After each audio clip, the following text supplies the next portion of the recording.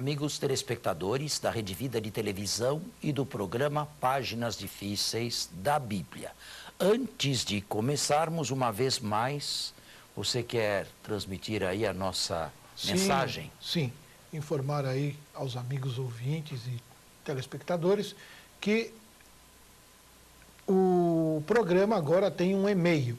O e-mail do programa é Páginas Difíceis, tudo junto, @redevida.com.br.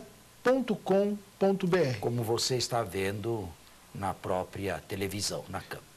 Veja, neste e-mail você pode fazer comentários, você pode criticar, pode elogiar, pode dizer lá o que você acha do programa. Quem sabe uma ou outra pergunta simples. Às vezes o irmão lá em casa, ele manda algumas perguntas dificílimas, coisas que precisam de uma síntese teológica para ser respondida e não há muito tempo para isso, né? Então, é importante que você se manifeste, sim, mas que se manifeste de uma maneira que a gente possa atendê-los. Agora, a todas essas perguntas, a todas essas pessoas que têm muitas dúvidas, e nós temos que respeitá-las, não é? Certamente. É claro, evidente que a gente não pode, num programa, e menos ainda num e-mail, eu não tenho tempo para ficar o dia inteiro diante de um e-mail respondendo perguntas de um computador, não é? Agora, existe sim a possibilidade que a igreja dá, não sou eu, é a própria Igreja Católica quem dá. Existe um volume desta grossura acessível a todos que se chama Catecismo da Igreja Católica. E existe até um compêndio menor, mais resumido, não é? Isso. Com perguntas e respostas. Por exemplo, o demônio existe? Pergunta. É uma coisa que eu não posso responder em 2 linhas. Pois é. Não é verdade? Então, no Catecismo da Igreja Católica está claramente o que a Igreja Católica pensa a respeito do demônio, com uma salvaguarda para melhor. É o pensamento da Igreja Católica, não é o pensamento do Padre Fernando. Embora eu tente dar aqui o pensamento da Igreja, ou pelo menos não ir contra ela. Não é? Mas a todos eles, o catecismo deveria ser lido. Nós estamos comemorando neste ano aqui o 50º da abertura do Concílio Vaticano II. E um dos grandes frutos do Concílio Vaticano II, no pontificado de João Paulo II, foi o Catecismo da Igreja Católica. Totalmente reformulado e baseado exatamente na dogmática conciliar e pós-conciliar, não é verdade? Isso. Então, eu acho que ele é acessível e todos podem buscá-lo. Ele está à disposição nas livrarias católicas. Também, haja visto a questão aqui, o segmento, a explicação do Padre Fernando dos textos lidos é de uma teologia profunda. Às vezes, a gente entende que é um pouco difícil aí em casa compreender. Para isso seria importante que lesse alguns livros para ajudar nesse entendimento, as notas de rodapé da Bíblia que nós usamos aqui, que é a Bíblia de Jerusalém. Ali você encontra um pouco de respaldo e depois um pouco mais de caminho, para continuar entendendo e abrindo um pouco esse entendimento. Certamente que quando o padre diz alguma coisa aqui, eu entendo o que ele está dizendo, mas às vezes em casa as pessoas não compreendem muito bem. Exato. Mas é por essa questão. Eu fiz teologia, não estou dizendo que eu sei tudo, não sei nada. Aqui próximo do padre aqui, eu sei uns 5%. Não dá para comparar. Eu estudo teologia, eu tenho 10, 12 anos. O senhor estuda teologia há quantos anos? Pelo menos 50. Há uns 50 anos. Então, percebe isso? Há uma distância, todas as modificações, o padre acompanhou. A teologia, ela vai se modificando, os estudos vão se apresentando. Sobretudo os estudos bíblicos. Os estudos bíblicos, eles vão se apresentando, novos autores, novos estudiosos, cientistas. E novas perspectivas também. Isso é movimento, é um movimento né, teológico. Isso existe, é claro.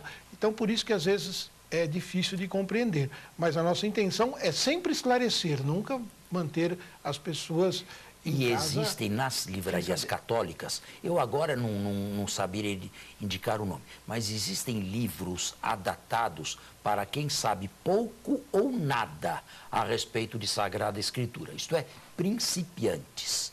Existem bons livros, sim, e espero que traduzidos em português. Com uma literatura suave, tranquila de se entender. Porque às vezes você pega um livro de uma livraria com uma literatura mais profunda do que está sendo dito aqui. Aí não é possível, né? Não se entende. Tá certo. Mas é isso. Vamos esperar que, então, que esse e-mail aí, não é, ajude, ilumine e sobretudo a nós. Não é? Eu não vou dizer que eu vou responder a todos. Eu não posso prometer isto porque eu sou um sozinho. Mas eu posso prometer que vou ler com atenção e com muito amor tudo aquilo que disser. Eles mandam um e-mail lá para o senhor, acaba não dando certo. Eles, às vezes, calha de o senhor não responder, aí eles mandam para mim, mas dizem não é, que não foram atendidos. Fique bem claro, né? Não é pergunta e resposta. Sim. Não é porque isso nós não podemos assumir assim em público, no Brasil inteiro.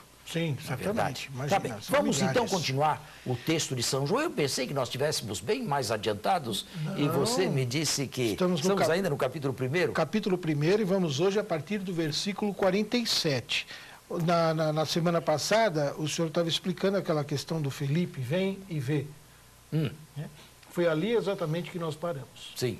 Então, vamos do 47, quer que volte um pouquinho? Não, melhor você voltar do 45 em diante, então, capítulo 1, versículo 45. Felipe encontrou Natanael e lhe disse: encontramos aquele de quem escreveram Moisés, na lei e os profetas, Jesus, filho de José, de Nazaré. Perguntou Natanael: de Nazaré pode sair algo bom? Felipe lhe disse: vem e vê. Jesus viu Natanael vindo até ele e disse a seu respeito: eis um verdadeiro israelita, em quem não há fraude. Para o evangelista que escrevia isto no final do século, Felipe, que inicialmente manifestou uma certa desilusão com a proveniência de Jesus, de Nazaré. De lá, de Nazaré, pode sair alguma coisa que preste? Felipe foi sincero.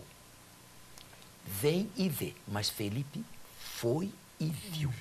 E por isto tem sentido Jesus dizer: eis o verdadeiro israelita. Felipe aqui se comportou como um verdadeiro judeu, melhor, um verdadeiro israelita, apesar de alguns preconceitos iniciais, foi e viu. É exatamente isto que o evangelista gostaria que os outros judeus fizessem para que se transformassem em verdadeiros israelitas. Aquele que vê sem preconceito e acaba aceitando Jesus também. Certo? Certo. Continue. Natanael lhe disse: de onde me conheces? Respondeu-lhe Jesus: antes que Felipe te chamasse, eu te vi quando estavas sob a figueira. Até hoje existem tantos exegetas que discutem a mais no poder o que Felipe estaria fazendo debaixo de uma figueira. Estaria descansando, estaria dormindo, estaria repousando, estaria lendo a Sagrada Escritura, como era costume na antiguidade. Mas isto aqui absolutamente não interessava ao evangelista. Interessava, sim, o que vem a seguir. Então Natanael exclamou: Rabi, tu és o Filho de Deus, tu és o Rei de Israel. Muito bem, tu és o Filho de Deus, o Rei de Israel. Eu disse que este evangelista João, contrariamente aos sinóticos, reúne todos os títulos cristológicos de Jesus no capítulo 1. Ele não está fazendo história, ele está fazendo teologia da história. porque historicamente nós não podemos dizer que todos, num primeiro momento, já sabiam tudo a respeito de Jesus. Mas quais são os títulos de Jesus que aparecem neste capítulo aqui? Você pode enumerá-los: Rabi, Mestre, Rei de Israel, Messias, Filho de Deus. Isto aqui não aparece em Marcos. Em Marcos aparece Filho de Deus apenas quando Jesus morre na cruz. E é o centurião, representante dos pagãos, quem exclama: verdadeiramente esse homem era filho de Deus. Mas nenhum outro mortal jamais usou algum título cristológico, com exceção dos endemoniados, para Marcos. Porque para Marcos, os demônios têm conhecimento préternatural. Certo? Agora, este evangelista concentra todos os títulos de baixa e alta cristologia no capítulo 1. Ele quer que o leitor saiba de quem se trata. Jesus lhe respondeu: crês só porque te disse, eu te vi sob a figueira? Verás coisas maiores do que essas. E lhe disse: em verdade vos digo, vereis o céu aberto e os anjos de Deus subindo e descendo sobre o Filho do Homem. Esse é um versículo dos mais complicados de todo o Evangelho de João. Esse último versículo aí que você acabou de ler. Que é o 51. Pode repetir? repetir? É o último, pode repetir, mas nós vamos querer fazer depois um intervalo. Mas repita. E lhe disse: em verdade vos digo, vereis o céu aberto e os anjos de Deus subindo e descendo sobre o Filho do Homem. Este é um versículo difícil e após o intervalo nós voltamos a ele. Muito bem, estamos de volta. Eu tinha dito no primeiro momento que este aqui era um versículo final, que é o último versículo do capítulo 1 e dos mais difíceis do Evangelho. Isso. Veja, as dificuldades começam já a nível gramatical. Você nota alguma diferença neste versículo aqui?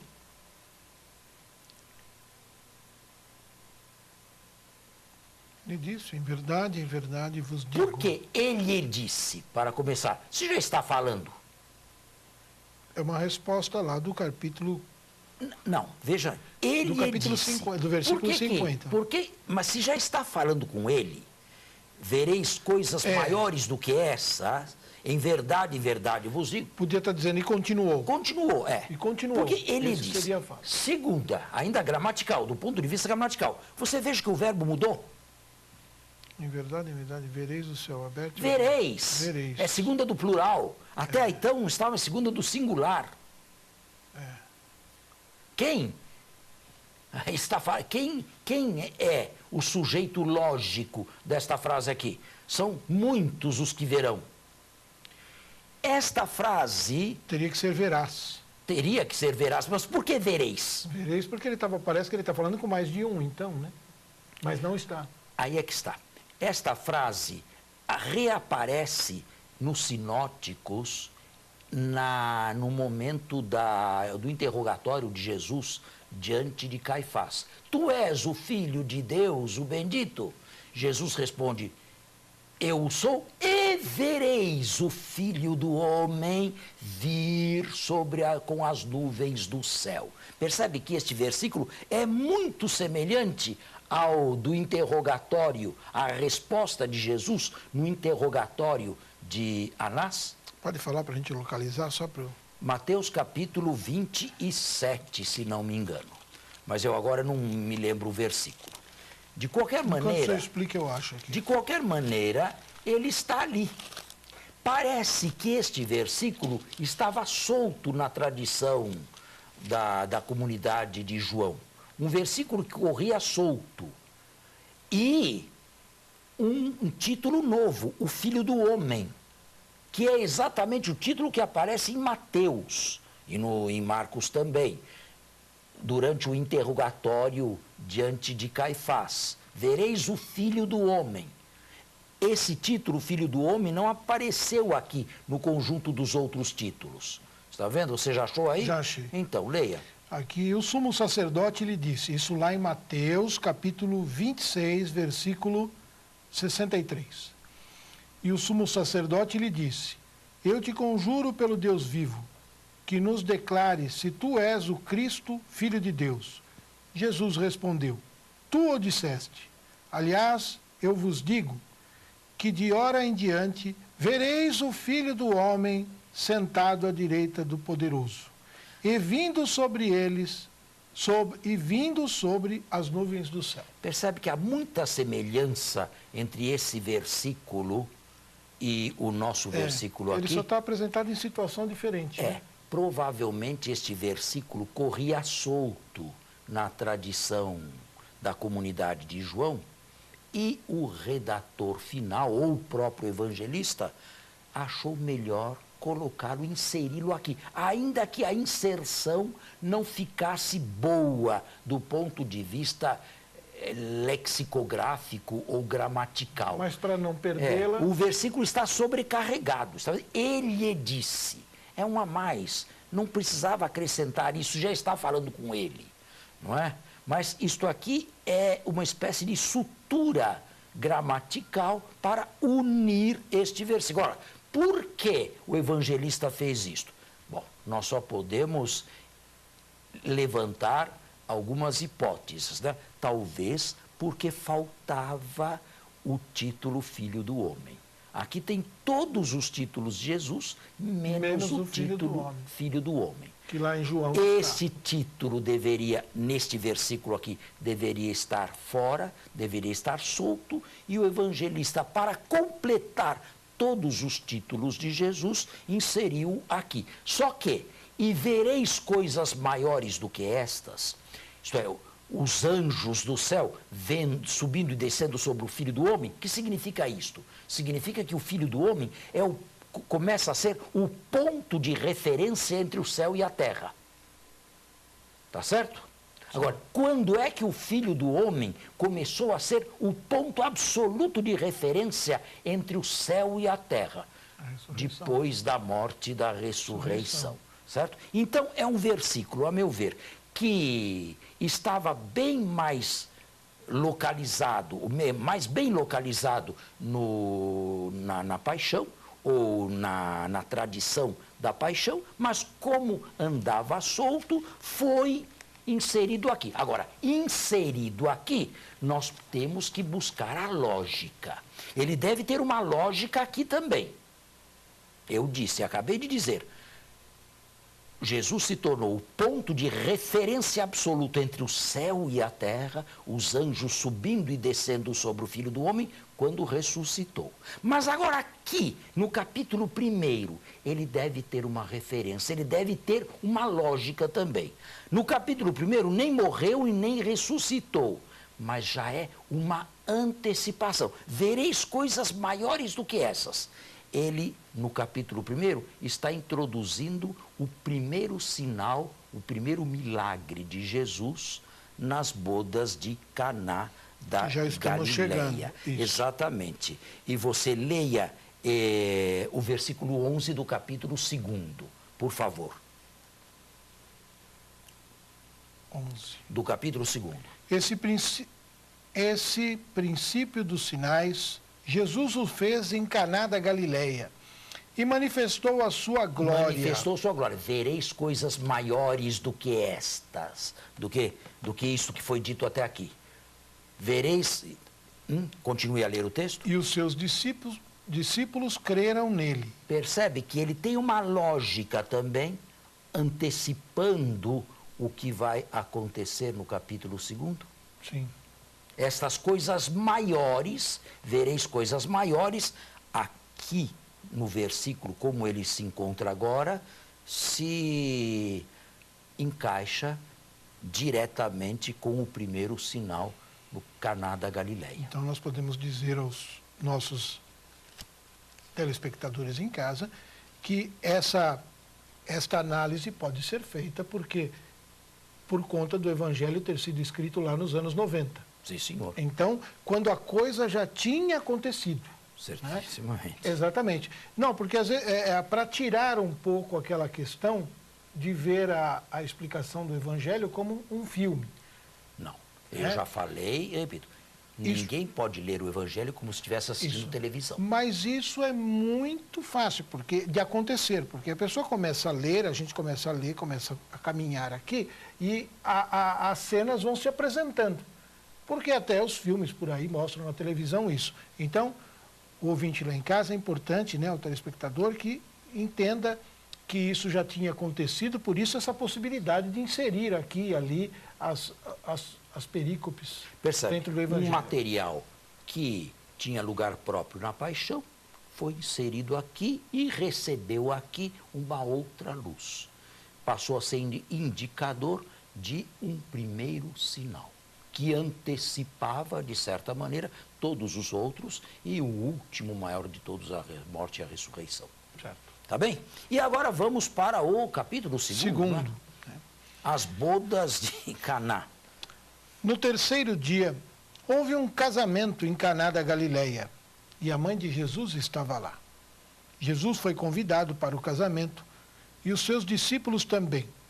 Bom, vamos parar por aí. Sim.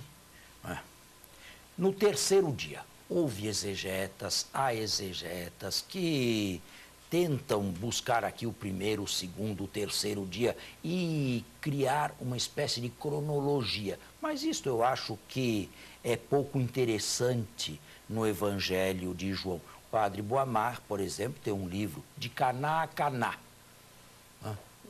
organizando cronologicamente os capítulos 1, 2, 3 e 4 deste Evangelho aqui. O importante aqui, neste versículo, é a menção, em primeiro lugar, da mãe de Jesus. João nunca usa o matronímico Maria, sempre a mãe de Jesus. Não é? E Jesus foi convidado com os seus discípulos também. Continue. Ora, não havia mais vinho, pois o vinho do casamento tinha se acabado. Bem, aqui nós temos que entender como é que se fazia, qual era a praxis de um casamento na Galileia, na Baixa Galileia, nos tempos de Jesus. Era uma festa que durava uma semana, com comes e bebes. No primeiro dia ou na primeira noite, o noivo ia buscar a noiva na própria casa, conduzida e acompanhada de donzelas, numa espécie de procissão festiva, e a introduzia na própria casa. Parece que o vinho dependia em grande quantidade da oferta, dos presentes que os convidados faziam. A festa, no entanto, durava uma semana.